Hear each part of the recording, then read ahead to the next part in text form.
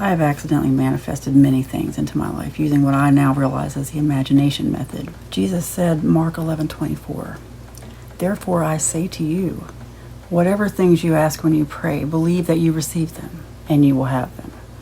Believe. How do you believe that? Proverbs 23:7, "Whatever a man thinks, so is he." Your thoughts are everything. Luke 17:21, "The kingdom of heaven is within you." Romans 4:17, "Call those things that are not as though they are." Ephesians 5:1, "Therefore be imitators of God as dear children." Matthew 18:3, Jesus said, "Assuredly I say to you, unless you are converted and become as little children, you will by no means enter the kingdom of heaven. Therefore whoever humbles himself as this little child is the greatest in the kingdom of heaven." You have to become as children. How do children pray? What do children do when they want something? Do they worry about where it's going to come from? No. They just ask for it and assume mom or daddy's going to give it to them. Somehow. See, what happened was we've been deceived, especially certain things written in here that caused us to create a certain reality, that caused us to create it with fear. Fear creates belief very quickly.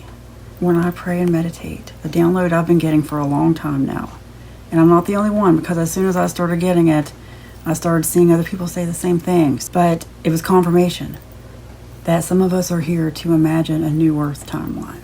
Because what's happened is this, along with a lot of other things, this isn't the only religious text. This politics, government, patriarchy caused us to create the world that we're living in now. It only takes 10% of the population to believe something for it to exist for everyone. For us all to see it, just like we're going to start seeing Bigfoot more often.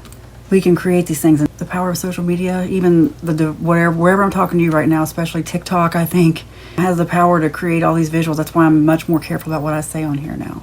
Because I see that now. I see the power that all of us have with these devices. I know the power of our words now.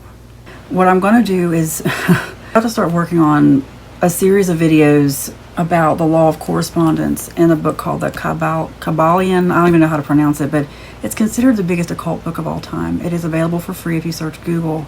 It's legally available for free. It's in the public domain. That power is available to all of us. That power, we've been misled. Like we were told that, and certain other things like Kabbalah were evil. Like, oh no, anybody who uses that evil. No, what happens is that can be used for evil, just like guns or capitalism. It's all in how you use it. Kabbalah, Kabbalion, all this stuff is very interconnected, related. Like that's what the secret societies use to manipulate, to control. And here's the thing, all they've done is harness the power of what's already there, what's available to us too. There's a teacher, Bill Donahue, on YouTube. This video I just watched the other day, I kept coming in front of me, and I was already thinking this, and he said all this stuff that confirmed what I was already thinking. He just put it all together in a nice little package for me. That it's the same power that people try to do, like even if you go to a Pentecostal church, people trying to, people lifting their hands and doing all this, and think about these worship songs where they'll repeat the chorus 50 times. It's like they're trying to hypnotize you. I'm not the first one to say this. I was in churches where people they're like, what are they doing? Then there are churches where there's incense and all kinds of stuff, and I'm just going to leave that there. Spells being cast. Look, if there's one thing I wish I could just shout from the rooftops, every day I pray and meditate for exactly how to do this. Because what I've realized, every word, even your thoughts. People think thoughts aren't powerful. Every time I talk about this, someone tries to argue with me and tell me, no, it's a thought and word. No, your thoughts are powerful. Your thoughts carry energy. There are several laws of energy, thermodynamics. Your inner dialogue is just as important as what you're speaking and what you're writing.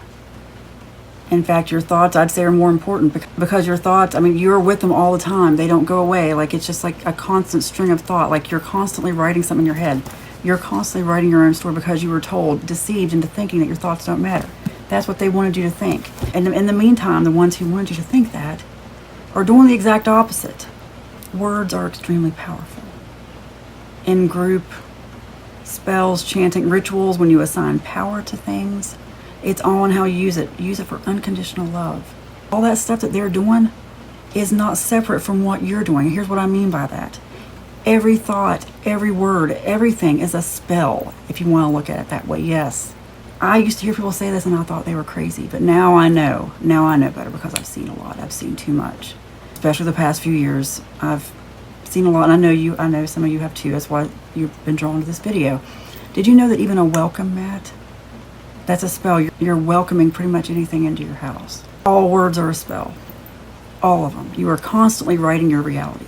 If you have negative self-talk going on, you are constantly putting that on yourself. That's why inner talk is so important. I wish I had known this many, many years ago. My life would be completely different. I had to learn this the hard way.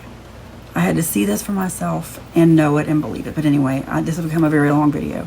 But at another point, I'm going to talk about the imagination method and exactly how I manifested things. But in the meantime, I would suggest books by Neville Goddard. That's who I'm reading right now, because I came to all these conclusions and then I saw a video mentioning him and I'm like, well, okay, he's already a lot of the same stuff that I was going to say is there, so go ahead.